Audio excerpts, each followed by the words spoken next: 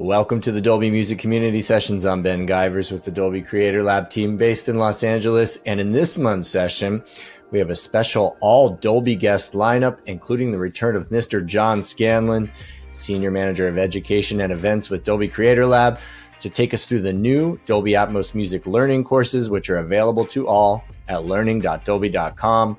John has done a ton of work to update the curriculum with new exercises and a ton of great video content.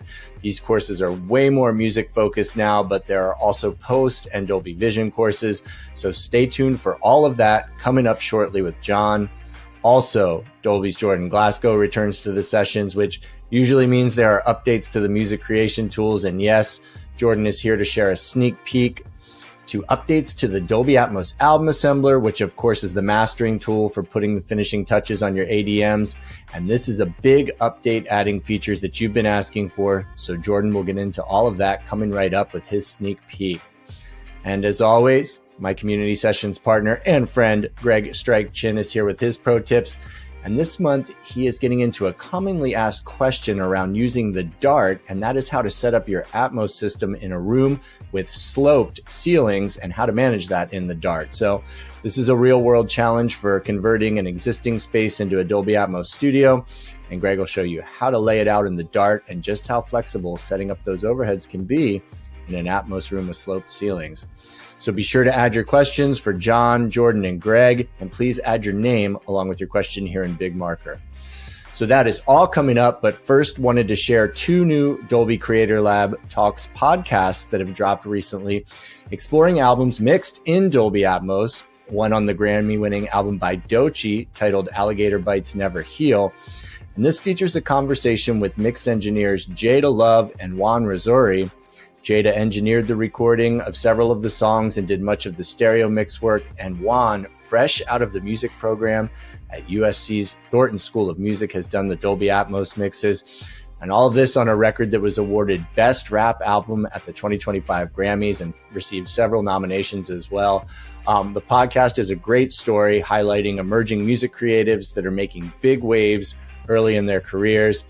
It gets into the recording and mixing techniques used on both stereo and Atmos mixes. It's really a great conversation on a great album. Be sure to check it out on enabled services, and the podcast is available on our YouTube channel or wherever you get your pods. Search for Dolby, and those are the Dolby Creator Talks. One more of those is with Toronto-based mixer Alex Gamble, which has just dropped, and this explores his Dolby Atmos mixes of the FKA Twigs album, Eusexua. Alex has done an amazing job mixing in Atmos what was already an amazing record that draws on techno, industrial, avant-garde music, and all sorts of genres to create incredible textures with the right amount of movement and very precise placement. The production was already amazing, but Alex makes great use of the Dolby Atmos Music Panner to take this album to the next level in Dolby Atmos. Highly recommend listening to FKA Twigs, Eusexua, and Dolby Atmos on enabled services. And again, you can search for the pod wherever you get your podcasts. So John's going to get into the new Dolby Atmos Music Learning courses, but just as a reminder, you can go to learning.dolby.com for the courses. Of course, they're all free and available in multiple languages. There's downloadable exercise content with sessions and music you can use to practice and learn with. Also over at dolbycreatorlab.com, you can find the Dolby Music Accelerator, which gives creatives a deep dive into the world of Dolby Atmos music creation. There's a ton of great bite-sized videos there, everything from getting started to delivery and QC, even to more advanced learning. Great stuff there led by Dolby's Brandon Nales. You can check that out at dolbycreatorlab.com. Also, the professional support site layout has been revised. The user journey has been revamped. It's majorly improved and works really well. That's where you'll find the knowledge base, the FAQs, and the user forum, where, of course, you can interact with Dolby's engineers. There are so many great resources there for studios and engineers. Be sure to check all of that out at professional.dolby.com. And a huge shout out to Matt and Bennett, Greg, John, Emma, and everyone that was involved in that overhaul of that site. Really, really great job. All right, so in last month's session, we had a chat with the great Andrew Sheps from the UK, joining us to discuss his mixing and mic techniques he used on Low Roar's House in the Woods. an album you should definitely check out in Dolby Atmos. It's absolutely gorgeous. And if you want to catch a replay of that music community session, of course, go to our YouTube channel. Thanks to everyone that submitted questions for that session. It was a really, really fantastic session. And as mentioned in this month's session, which we're going to get into, we have Dolby's John Scanlon, Jordan Glasgow, right after Greg Stryke Chin's pro tips on the DARDT. Please add your questions now. All right, Greg Stryke Chin is here from Miami, as always, with his pro tips. What is up, Greg? What's happening, Ben? Great to be here, as always. Absolutely, my friend. Okay, so for your pro tips today, you're going to address what's actually a pretty common topic that we get in the field, which is a real world situation that people may encounter when they're converting a room that's not like a traditional studio space and has the challenge of sloped ceilings to deal with in the DARDT. And we were just at the Mix event in Nashville, and this one was asked. So show us how we can be flexible with a layout like this in a situation like this. Yeah, man, Ben, you got it. So yeah, I want to thank our folks who came to our panel in Nashville. And this is exactly why we're doing it. We've had that question a few times, but certainly getting that one there and being able to send the information back to that gentleman who asked, it dawned on me that we should probably cover it here. And I know Emma Brooks had touched on it in one of the DARDT updates that we had done, but I figured it would be good to kind of jump into it. And I actually want to thank Emma for actually walking me through the process and teaching me how to do it, which I'll now do for you guys. So you'll see here on your screen, we've got the DARDT up here in Excel. And what you're looking at is kind of the first page where you've got to enter your working space dimensions. So that's going to be your length, width, and height. So you're going to enter those as normal. Of course, I'm working here in imperial units. So for those of you overseas working in metric, of course, you can change that. So we're going to work in feet today. So very quickly, I'll just go ahead and enter some information. You can see that I've already got my mix position at 5 feet. We can enter some values here for length. So we'll say that length will be 14 feet.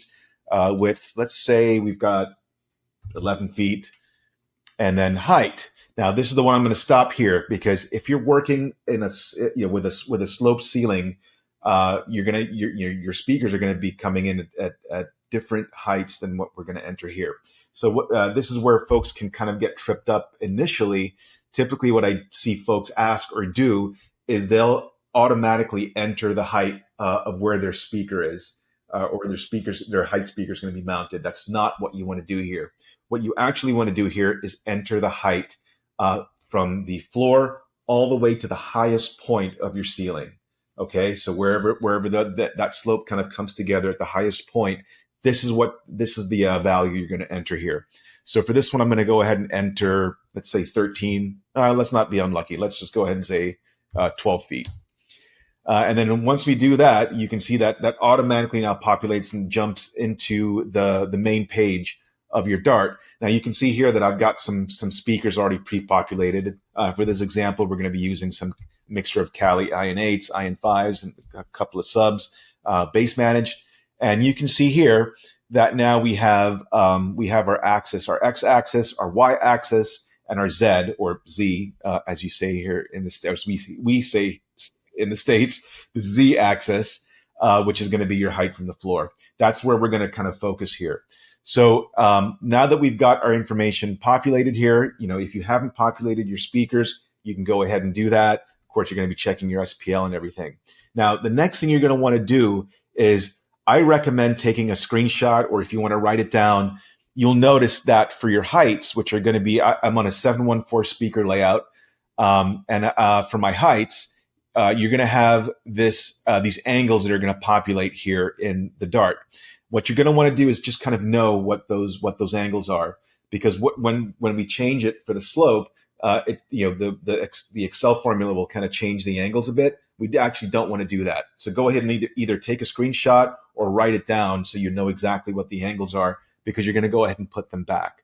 So what you're going to do next, of course, we've got our center, left, right, LFE, our sides, our surrounds, and then the bottom two here are going to be our left and right front heights and left and right rear heights. What we're going to do now is we're going to measure the distance from the floor to what we call the acoustic center of the speaker. So from the floor to the speaker. Now I'm going to put up a screenshot here that actually comes from the DART that shows you exactly what that is. That's generally going to be, the acoustic center of that speaker is generally going to be midway between the speaker drivers. So take a look at that screenshot here on screen, and that'll tell you exactly what you need to measure. So again, you're going to measure from the floor to the acoustic center of that speaker. And at that point, once you have that measurement, that's what you're going to enter for your new Z angle here in the DART. So maybe I take that measurement and maybe it's 10.5 feet. We go ahead and do that for so we have the slope. And then again, you can see here that our angles are changed, but we're just going to want to go back and change those back to the original values. And that's pretty much it. There's not much more to it. Again, the idea, it's not, the idea of being able to measure correctly so that you've got the slope. You want to make sure that you have the height at its highest peak right here in your working space dimensions. That's the first thing that you want to do. And then you'll go ahead and measure from the floor to the acoustic center of your speakers, understanding where they're going to be so that you understand, where things are going to be. You may need to adjust your angles slightly, again, depending if it comes down low and a little bit too low below what the recommendation is in terms of what's allowed in heights. But this will get you there and should allow you to really do what you need to do and angle those speakers correctly on that slope. And that's pretty much it. Great stuff, Greg. Thanks. And I'm sure it looks pretty cool having speakers up in the ceiling of a sloped room. So, if you have those, send them to us. We want to see what it looks like. Yeah, definitely. And so now you know how to do it. Not as difficult as you may think. Sloped ceilings in the DART, brought to you by Greg Stryke and his pro tips. Thanks, man. If you have questions, be sure to add your name and ask those now. Always happy to welcome back to the Music Community Sessions, Dolby's Jordan Glasgow, Senior Product Manager for Audio Content Solutions. Good to see you, Jordan. Thank you for doing this. Good to see you, Ben. Thanks for having me. Always a pleasure to be here. Likewise. Well, we always get excited when you join us because it usually means you have something new to share that you and your team have been hard at work on in the Dolby Labs. So what do we get a sneak peek of today? Yeah, really excited to show you all what we've been working on in the Album Assembler. If you recall, in version 1.4, we introduced the ability to move clips in different modes, slip, snap, and shuffle. So we can now create overlaps of clips. And what we have here is now a little indicator down here to show that there is an overlap. And if I hover my mouse over it, what is this new little icon here? I can now insert a crossfade, which is pretty amazing. There's a lot going on here, which we're going to talk about. Obviously, it's not just audio that's being crossfaded, but metadata as well. So we're going to get into the details on that. But first, let me just show you the basic ways that you can insert and edit a crossfade. You can grab this and adjust the size. You can put it back to where it was. If I create an overlap on the other side as well, so now we have these indicators on both sides, I can go left. And if I hold down the Option key, you'll notice that the icon changes there and I can drag out from the center. So that's pretty cool. Oh, and then by the way, if I don't like that thing that I just did, I can now go under the Edit menu and look at that, undo. And of course, redo, and keyboard shortcuts as well for that. So I know many of you have been asking for that feature for quite a while, and it is coming very soon. And by the way, that undo feature works for all kind of clip movements and editing on the timeline. So you can move a clip and undo it. You can trim, undo that. You can insert a regular fade and undo that. It does not work for things like knob changes and limiter in things like that. It does not work for markers yet, but any kind of clip functionality, including moving clips on the stereo track. So really excited about that. But back to crossfades. So we have our crossfade here, and down at the bottom we have the new crossfade panel. And this shows us in real time the duration, start and end as we're editing or inserting a crossfade. It also shows us the midpoint. So that's pretty cool. And also the 2 clips that participate in this crossfade. When it comes to metadata handling and sort of channel mapping, we have 2 new options down here for channel mapping, which are optimize for artifact-free crossfade and preserve channel layout. The optimize for artifact-free is kind of the special sauce of this whole thing. And this is an all-new algorithm that we've been working on that essentially analyzes all of the audio and metadata in the crossfade, and then it remaps channels on one side to make the best possible crossfade. So it's looking at mapping audio that is playing versus audio that is quiet or near silent. It's looking at mapping like-minded binaural render mode settings together. So all the nears should be on the same channels, all the fars should be on the same channels. And then it can also add silent channels if needed. Obviously, we have up to 128 channels to work with here. And so it really depends on how many channels are in the 2 ADMs that you're trying to crossfade. And then if you're doing multiple sequential crossfades in a row, then you may quickly run out of 128 slots. And so it's becoming harder to put all those things within those 128. But it does a really good job, and you can fully stack up a full gapless album of cascaded crossfades in a row if you want to. So let's get rid of that one for now. The other option is preserve channel layout, and this is doing exactly that. It's not changing the channel order. However, it will add silent channels to one side if the number of channels in the left and the right are different. So if the first clip has 30 channels and the second clip has 40 channels, it will add 10 additional channels to the one on the left.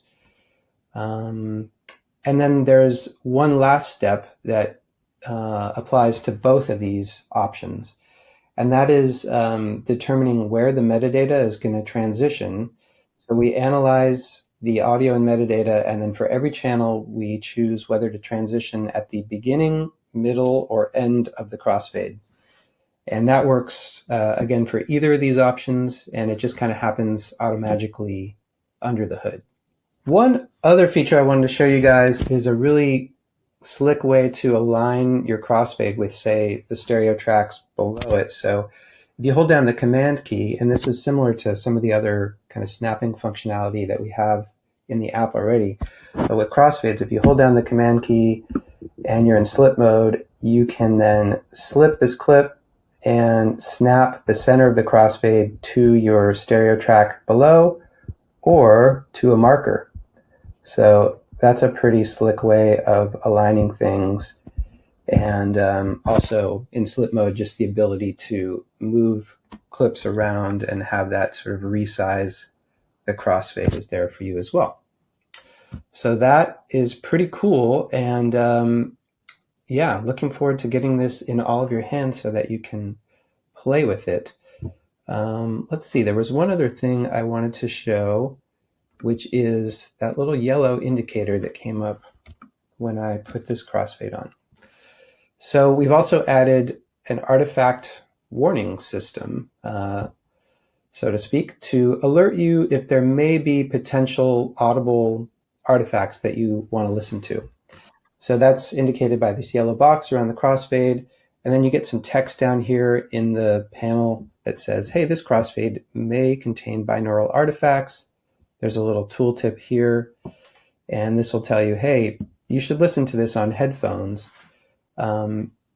Basically what this means in this case is that you may have like a near on the same channel as a far, and you may or may not hear that in the context of the full mix. So we're taking a pretty conservative approach here to alert you to it. If it might be there, you can take a listen and decide if you want to proceed with that crossfade or not. So those are the basics. There's a couple other little things in here that you will find. This is all coming very soon, and really excited to get this out into your hands, and excited to hear your questions at the end of our session today. So thanks a lot, and back to you, Ben. Thanks, Jordan. I'm sure people will have a lot of questions, and please add your name along with your question here in big marker. And Jordan, congratulations on this, man. I know that this is addressing the needs, the undo first, but in bigger picture, the crossfades that have been asked for a long time. It's so cool that there's options on how it can be done. The gapless album, the continuous mixtape are all things that I'm sure a lot of people are thinking about and have been asking for. So really great stuff, and excited to hear what people's questions are. Congrats again. Thank you. And for folks that want to grab the Dolby Atmos Album Assembler and the Dolby Atmos Renderer, we will flash a QR code up on the screen now. You can also grab it at professional.dolby.com. And with that, we will go into our chat with John Scanlon. All right. So happy to welcome back to the Dolby Music Community Sessions. Senior Manager of Dolby Creator Lab and Events, Mr. John Scanlon is in the house. What is up, John? Thanks for doing this. Hey, Ben. Thanks for having me. Good to be back. Awesome, man. Always great to have you. And it's been a minute since you've been on, but you have been heads down and super busy, my friend. And in addition to designing the Music Essentials course and Pro Tools course, which we'll get into here in a minute, you also lead academic partnerships with Dolby Creator Lab. Can you share a little bit about your role and how you partner with educational institutions? Yeah, we really rolled into a global focus over these past couple of years. So we've been busy literally running around the world trying to figure out what schools need to be able to teach Dolby Atmos and Dolby Vision, which is our imaging technology for those people out there that aren't aware. And so our goal overall is to make Dolby tools as accessible as we possibly can and as easy to get into for those that are just starting out in music or content creation, visual content creation, or audio post-production, et cetera. And be able to ease them into these more advanced tool sets and find ways where they can easily create their content and share it with other people. That's awesome. I love it. And you mentioned focusing on music creators specifically. And I know you wanted to focus the Music Essentials courses and the music courses more on just that, music and music for music mixer workflows, a little less on post and home theater, which you've kind of separated out a bit more now. But how did you kind of go about that process, and where were we and where are we now? So this has been a long process through Dolby Creator Lab, through our professional support teams, and through our content creation teams inside Dolby, to be able to find a way to, again, provide an easier way to get into Dolby Atmos content creation, specifically for music, since that's been a big draw lately. So what we've done is we've taken the original Dolby Atmos Essentials course, which was constructed for surround engineers that were looking to get into Dolby Atmos music mixing in 2019, 2020. And we've really tried to separate that out now into younger content creators who are just coming from stereo. They don't really have any surround or 5.1 or audio sound for picture background at all. And we're trying to ease them into the music content creation content creation process in Dolby Atmos for music. Well, we pretty much always share links to the Music Essentials course on the community sessions, and we'll now share the Pro Tools courses that you've separated out and the other ones to come online. But can you maybe share a little bit of the course? Maybe we can take a look at it and you can take us through some of the highlights here. Yeah, sure. Let's do that. So if you're just starting out and you're coming to our site here, the site is called learning.dolby.com. And if I go to the login button over here, it will bring me into a sign-in screen, and you can input your email address and password. If you don't have an account, what you want to do is you want to make sure you click sign up right down here in this left-hand corner. I should mention this is free for anyone, by the way, so you're welcome to sign up and log in at any time. You agree to our terms of use, and you can go ahead and log in. Now, when you first land on the page, you're going to see a lot of different courses. There are, of course, courses for Dolby Atmos and for Dolby Vision. We're going to focus on Dolby Atmos for music specifically today.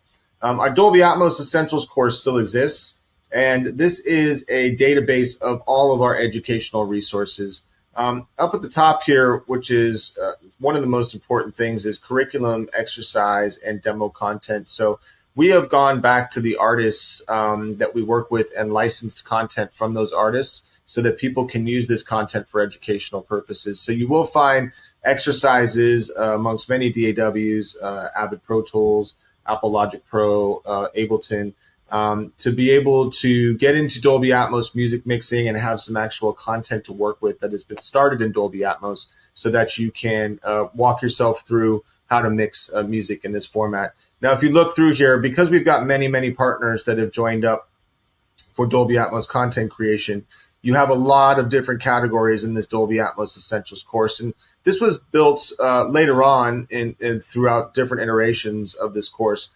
for teachers, for faculty to be able to pull from this bank of resources and write curriculum for schools. The feedback that we got from a lot of students and a lot of these faculty members as well is that they wanted a more structured A to Z walkthrough of how to start making music content in Dolby Atmos. So the first four modules here focus on the Dolby Atmos Renderer application that you can download via the Avid store and at Dolby at customer.dolby.com.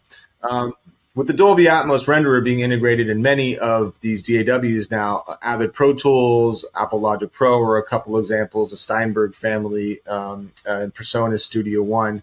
We're able to now focus on a more integrated workflow and an easier workflow for beginners. So we started by moving back here and creating a Pro Tools 100, 200, and 300 level course. The Pro Tools 100 and 200 level course is going to focus on Avid Pro Tools with the integrated renderer, which a lot of music creators work nowadays.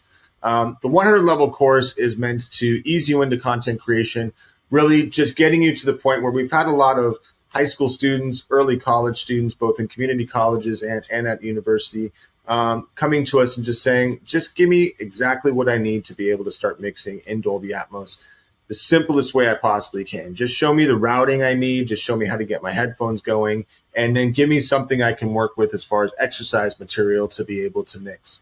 So if we break this down in the 100 level course, you've got some core concepts here that you really need to understand, especially, again, if you're coming from stereo to 5.1, 7.1, and now immersive audio content production is just some basic fundamentals to get through. What is multi-channel audio? How did we get here? How did we evolve from stereo to 5.1 to 7.1 and now into Dolby Atmos in many different configurations? What is Dolby Atmos? What makes it special? What does it mean for the professional? What does it mean for the consumer market? And then as you move through this, you start to get into specifics on Pro Tools. And it shows you how to set up your I/O. It shows you how to change all your session settings. It goes into exercise content as well, with which there's not only text-based walkthroughs with downloadable content that you can use, but there's also a video that will walk you through step-by-step and through each of these processes to be able to get you over the hump. And that's really the core of 100 is just get me working in Dolby Atmos as quickly as possible. The focus of the 200 level course, now I'm really excited. Now I'm creating content that I want to share. What are some things that I need to be aware of that maybe I didn't know? What does LFE mean? What does bass management mean? What are the new loudness specifications for Dolby Atmos? So it's a lot of the stuff we talk about for professional workflows as far as deliverables are concerned. If I want to get this to Apple Music now, how do I do that? What targets do I have to hit? And then if you're an engineer working in the industry and you really want to get as prepared as possible for being able to work in studios with other engineers or create your own studio yourself, we talk about the 300 level here, which includes our Dolby Atmos Renderer application, which has some other tools in it like the Dolby Atmos Album Assembler, Dolby Atmos Music Panner, Dolby Conversion Tool, and really talks about external rendering on a separate DAW, internal rendering on the same DAW. It gets you into some more advanced topics. So for artists, we find that they love the 100 and 200. It gets them creating and putting out content really quickly. If I'm an engineer and I want to work professionally in the engineering field, I'm going to go through the 300 level course as well and really get used to all the tools Dolby has to offer. Yeah, it's a really nice blend of, getting you familiar with the concepts, getting you quickly up and running, and then quickly into 200, taking you into more creative workflows, but also helping to prepare you for, a real industry situation, like you're saying, a professional situation, an industry situation, be able to deliver this content and start to think about, building a career around, this knowledge base that you're gaining here. And I think, the video courses really do help make it practical and real and make it much easier to digest. There's so much amazing information in there that maybe not, isn't needed for the getting started mixer or the person that's just looking to get going, but they can dive a lot deeper if they wanted to. And the essentials course is there for them as well. I think, one of the really cool elements of this course that you mentioned a little bit earlier and you touched on is that downloadable exercise content where you've got like full sessions with audio and MIDI files. You've got reference tracks. You cover the different DAWs, Pro Tools, Ableton, Logic, the music panner. There's unmixed sessions in there for, reference and exploration as well. I think that really is going to set it apart from where you were before, which was also amazing, but really bringing it to everyone and democratizing access to it and giving them different ways to think about it. We're adding to this as we go. For instance, I just finished another post session that we're going to post online here in about 3 weeks. Actually, most likely by the time that you get this online. And so what we learned from some high school students that we worked with overseas was, this was pretty obvious, but we had to go out and prove it. Don't hand me a PDF of instructions, right? Which is how I learned coming up in the industry was manuals and stuff like that. But give me a video that I could have on screen where I can walk through my DAW. So we want to make sure this stuff is available for all different types of learners. So we have, downloadable exercise PDFs that you walk through step by step if you want to, coupled with the video, and then again, coupled with content. So we've got some full post-production sessions here, video, all the beds and objects are separated out for people to work with. We've got some exercise content as far as music is concerned for different DAWs. And then we've got some additional content, and this goes anywhere from, Afro-Cuban and Spanish to a female singer from the UK to a male pop duo from the US to a hip-hop track, et cetera. So we're really trying to expand our collection as far as genres are concerned also. That's awesome. So I just wanted to also go back to something you just quickly mentioned. Obviously, this is an Atmos presentation that we're doing, but you have expanded your Dolby Vision courses with new content covering HDR workflows. And a lot of our viewers are, doing vision content or doing sound for post and for television and cinema. Can you touch on a couple of the elements that are offered there? Yeah, that's correct. Working with the content teams across the globe with Dolby Vision and, again, professional support. And looking at, with Atmos, we really had a gap. And we found that gap to be that if you're a stereo mixer coming to immersive audio, you needed to fill in the blanks in between because the Dolby Atmos renderer was built as a cinematic tool. And so you needed to understand some of those cinematic workflows to understand why some of the things in the renderer actually exist. With Vision, it tended to be the same. So we sort of started at the end of the story in the beginning and just saying, this is what you can do to finish. This is why Dolby Vision is so important to keep your content consistent across all these different playback mediums. What we found was that there was a gap in between. And if you're used to SDR production and then you move over to Dolby Vision, the missing piece inside there was HDR. What does HDR mean? What does it mean to shoot in HDR and then be able to deliver that and get a better output on the Dolby Vision side? So we worked with a director of photography over in Germany to help us write the course. This is coming from a creative standpoint. How does this director use Dolby Vision to enhance their own creative stories? And how can that then better translate into Dolby Vision later on through the pipeline? Really making, democratizing access to all of these resources and all of these tools. It's huge. And, you mentioned it's of course completely free. This material's available in multiple languages. Can you talk again just a little bit about like if an educational institution is interested in partnering with you, implementing the curriculum or, creating some version of it that works for their learning, community? How could they connect and what are some of the steps to kind of take as they're exploring how they want to implement that for themselves? Yeah, so I'll touch also as well on some stuff that we've got upcoming. We got some further Dolby Vision courses that we're working on for later this year. For Dolby Atmos, Pro Tools music was the most requested workflow. We are working on a Pro Tools post-production course, which will be launched over the summer, as well as Logic Pro courses, and we're going to move through every DAW that's enabled for Dolby Atmos production. So you will, for teachers at any level, you will have the ability to work with courses that are specific to a DAW and also specific to a discipline that you're teaching. For teachers that want to reach out to the Dolby Creator Lab and to myself specifically, you can always go to dolby.com/Creator Lab. The email is DCL, Dolby Creator Lab, so DCL Education at dolby.com. And we can get in a one-on-one meeting. We're very bespoke, so we want to figure out what are you currently teaching, what resources do you have, and then how can we help supplement those resources to be able to get you to be able to teach Dolby technologies in your school. And again, all of these services from Dolby are free. We really just want to be able to make sure that younger content creators, when they come into the world of immersive audio and HDR imaging, we want Dolby to be there for them. And we want those tools to be accessible for the students when they first start out with content creation.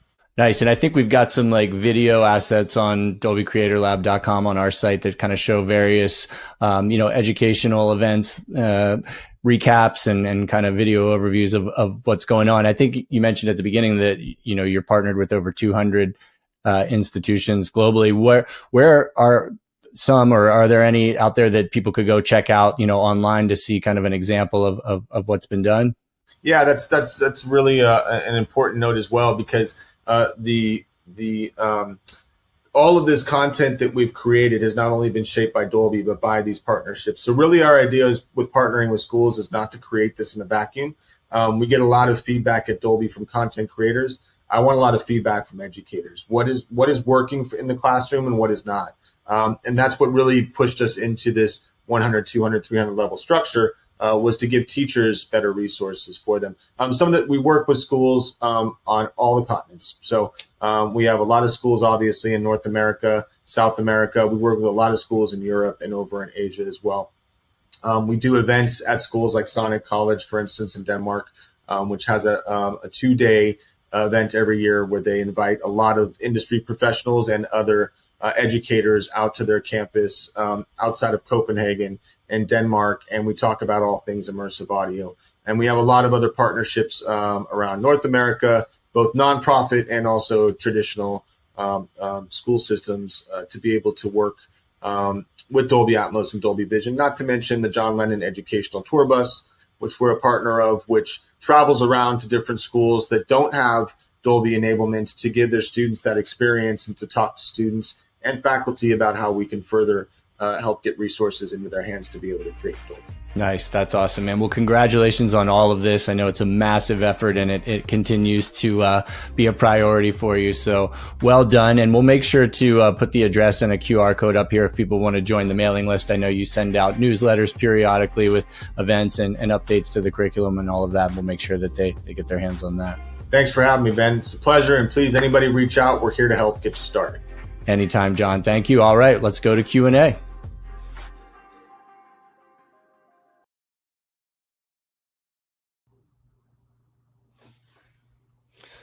All right. Happy to welcome back John, Jordan, and of course, Greg, Stryke, Chin for Q&A. Thanks so much to everybody that submitted questions already. So many fantastic ones rolling in.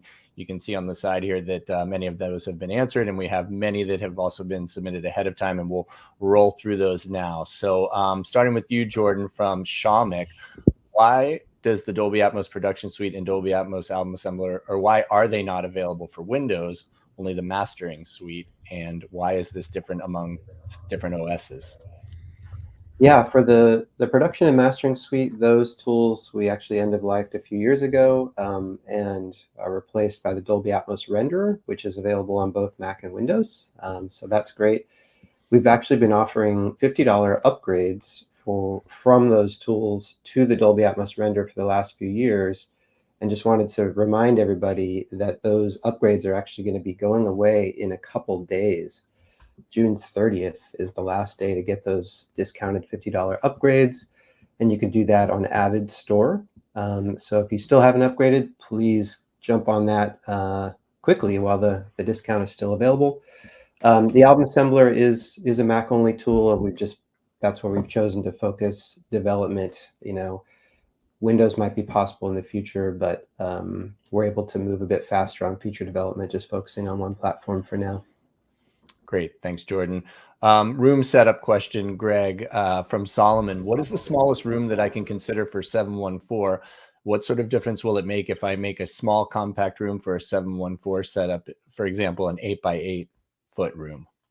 Yeah, thanks, Ben. And yeah, thanks for that question. So yeah, we've covered this a few times, and things are always changing a little bit. Obviously, we have a little bit more tolerance in terms of smaller rooms as Dolby Atmos kind of scales. So currently, the minimum distance we recommend for a 714 or for a music room is going to be around 10 feet, between your side surrounds, 11.5 feet, from your center to your rear, and around 8 feet from the floor to the ceiling. So 8x8 is technically, out of spec, but that doesn't mean you can't do a room. So if you've got more questions on that and you want us to help out, we're happy to help kind of look at potentially using the DART tool to kind of dial in some speakers and see how that works. But that's basically what the minimum recommendation is. Cool. Thanks, Greg. And kind of sticking with that theme, Ryan asks a couple of questions here. What is the best way to transition from a stereo to an immersive room? My studio is small with a control room and a recording room that I rarely use anymore. Together, both rooms could become one large 714 mixing room. The rebuild alone would be expensive, and then to add a top-tier interface monitor, controller, and monitors, and then an even more expensive sub. So I think it's really, a question about what's the best way to transition from stereo to immersive. And I certainly, would consider that to be dependent somewhat on budget, Greg. But if you wanted to kind of kick it off, and I can add a little color. Yeah, please. Yeah. So yeah, I mean, obviously budget is certainly a consideration. It's a consideration for all of us. I'm going through that right now.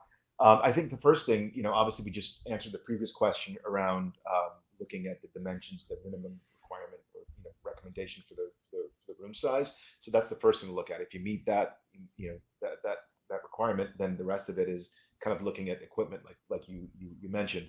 So obviously your interface has to support the number of discrete outputs that's needed, minimum of 12. I recommend a little bit more. Obviously, if you want to do some headphone cues and maybe multiple headphone cues, so you're going to want more than that for 714 plus the headphone cues and mixes. And then, yeah, obviously your speakers.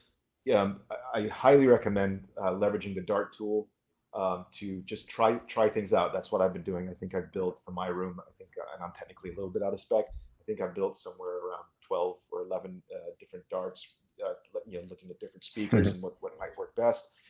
Really highly recommend doing that. And of course, if you've already got a set of speakers, so your left, center, and maybe you've got your left, right, maybe you've got a sub, start there. If that's something you're already, sonically kind of tied into, you can probably potentially build off of that.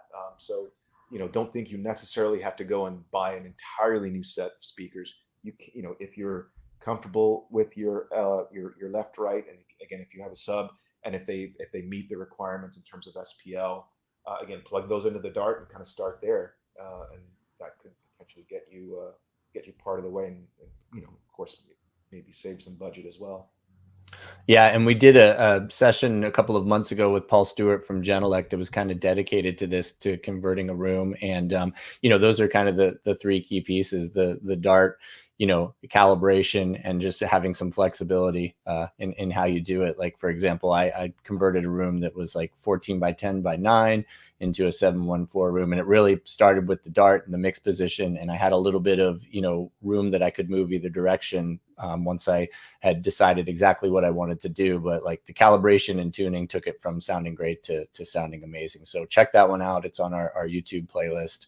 And there are also some other elements of sessions going back a little further, music community sessions, where we touch on some different ways to do exactly what you're asking for. So hopefully that's a good resource for you. And the best practices on professional.dolby.com are always a fantastic resource as well. Jordan, over to you. Thank you, Greg. Over to you for one from Jas. What are the key differences to keep in mind when mixing for Atmos music as compared to post-production for TV or films? Yeah, a lot of it is in the delivery specs. So for music, There's some very specific loudness delivery specs that will need to be met by the streaming services and labels. Atmos ADMs need to be the same length as the stereo counterparts if a stereo version exists. Binaural render mode settings, near, mid, far, off need to be set, and some of the labels like kind of a even variety of those. Those settings are also very important for post. But one thing for post that is maybe unique is setting of groups, so dialogue, music, effects, etc. Also, services like Netflix may want you to deliver in IAB for IMF. And then cinema is a whole nother thing that uses a different version of the renderer that is targeted at more speakers and often array modes. So those are some of the main differences for those three different content types. Great, thanks. Greg, I wasn't sure if you had anything that you wanted to add to that one. If not, we can move on to the next one. Jordan covered it beautifully. Cool. So Ellis asks, multi-part question here, Greg.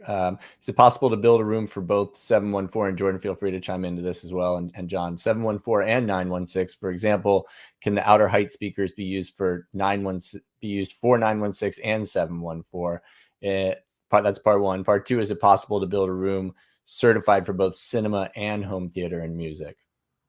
So yeah, I'll kick it off, and I'll admit that when I saw the question, I wasn't entirely sure, so I did reach out for some additional help. So I want to thank John Lessner and Brian Pennington. Oh yeah, that was on this one. Sorry, I teed you up in the previous one. You're good. Sorry, did I? You're good to go. Okay.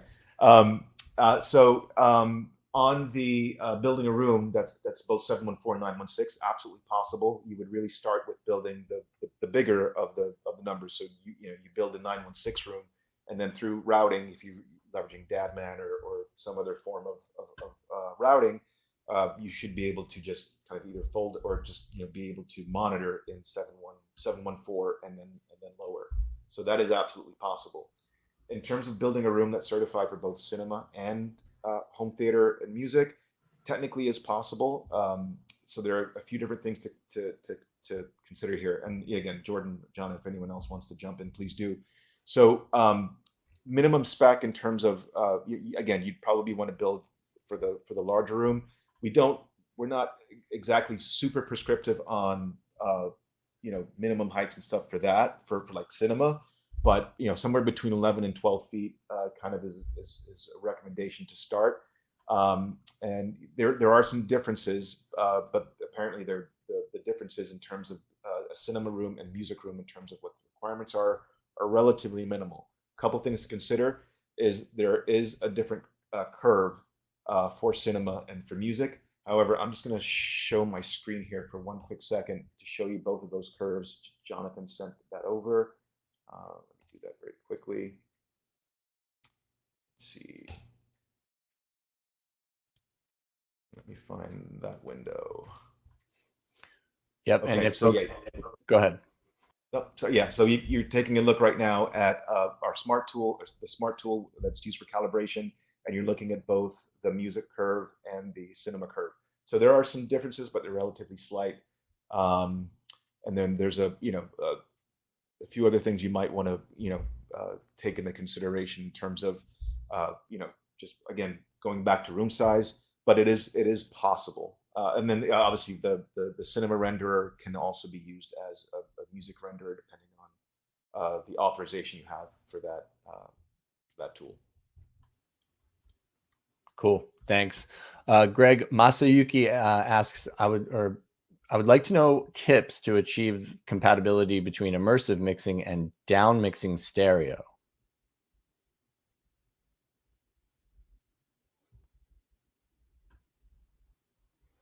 And I can just jump in and say that there's obviously a setting in the Dolby Atmos render, the newest version of the render, which is 2.0 direct, which allows you to use a re-render and layout to monitor stereo that doesn't fold down to 5.1 first. So that's one option for you to check out there.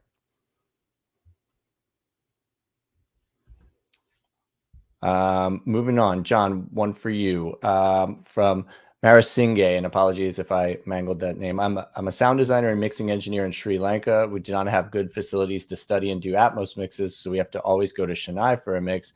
Please let me know the online training center or short-term learning to learn and how to arrange my studio for Dolby Atmos mixing.